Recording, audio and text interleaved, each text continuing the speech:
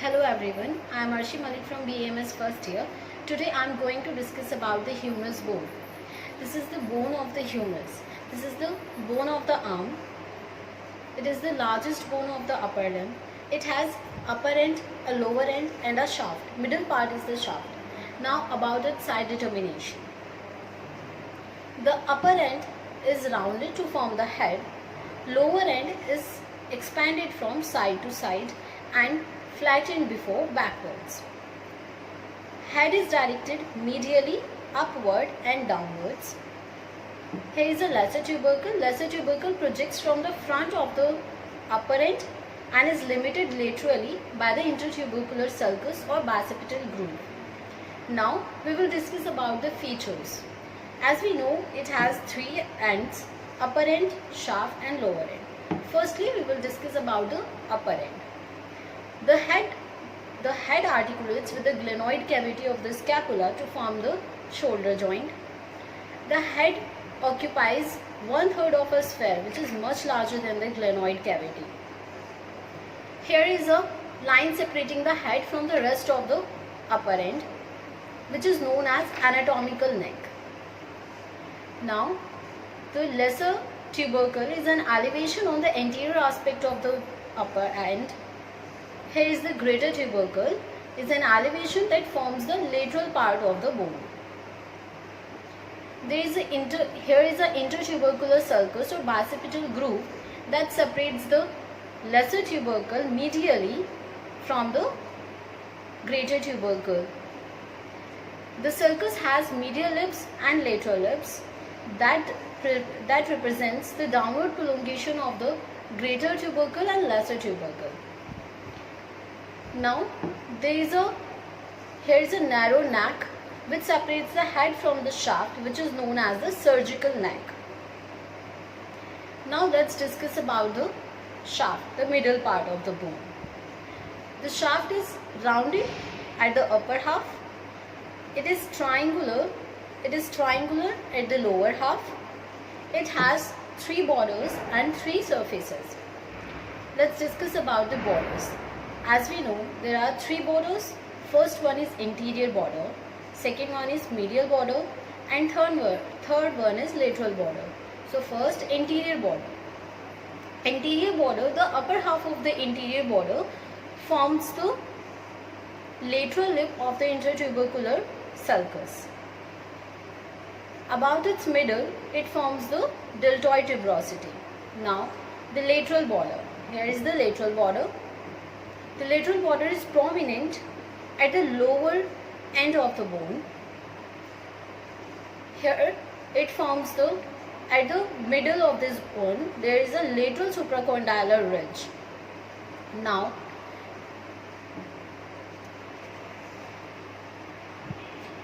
the medial border.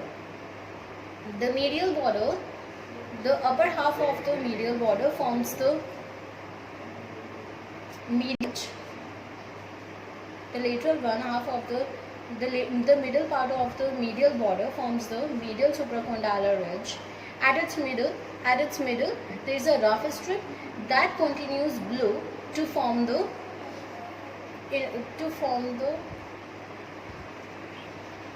Now here is the medial border.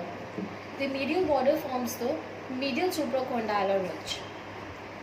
Now we will talk about the surfaces. There are three surfaces: anterior lateral surface, anterior medial surface and the posterior surface. Firstly, anterior medial surface. Anterior medial surface lies between the anterior border and lateral border. The upper half of this surface is covered by the deltoid. A little above this middle, it is marked by a V-shaped deltoid tuberosity, and behind the deltoid tuberosity there is a radial groove.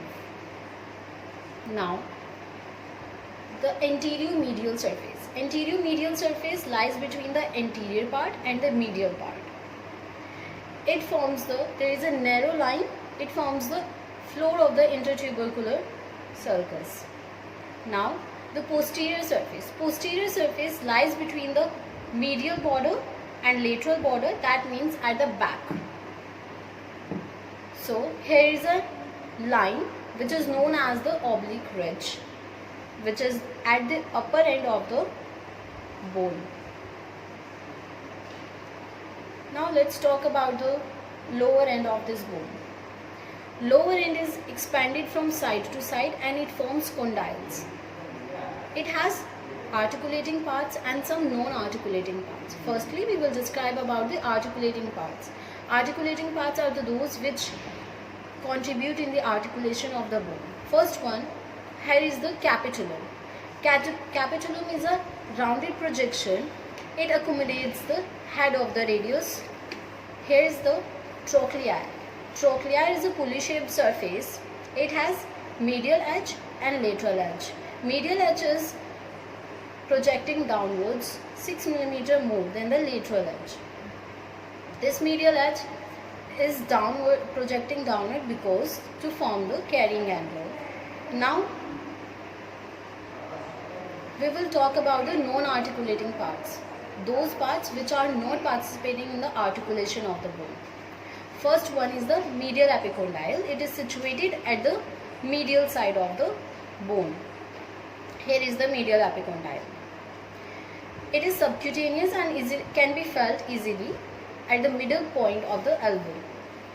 Now, here is a lateral medial epicondyle.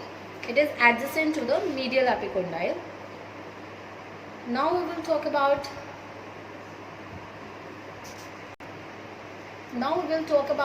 some fossa of this bone. Here is a coronoid fossa. This is the anterior part just above the trochlea, is known as the coronoid fossa. Adjacent to it is a radial fossa. Radial fossa, it is just above the anterior part of the capitulum. It accommodates the head of the radius when elbow is flexed. And at the posterior side, here is the olecranon fossa. Here, the olecranon process of the ulna accommodates when the elbow is extended. Now we will talk about the attachments of this bone. Firstly, at the lesser tubercle. Lesser tubercle is occupied by the subscapularis. At the uppermost part of the greater tubercle, here is the supraspinatus. At the middle of the greater tubercle, insertion of infraspinatus occurs, and at the bottom of the greater tubercle, there is a teres minor is inserted, and the teres major is the insertion at the floor of the intertubercular sulcus. Here is the floor of the intertubercular sulcus, and the pectoralis major is inserted at the lower end of the greater tubercle. And yes, latissimus dorsi is situated at the floor of the intertubercular sulcus.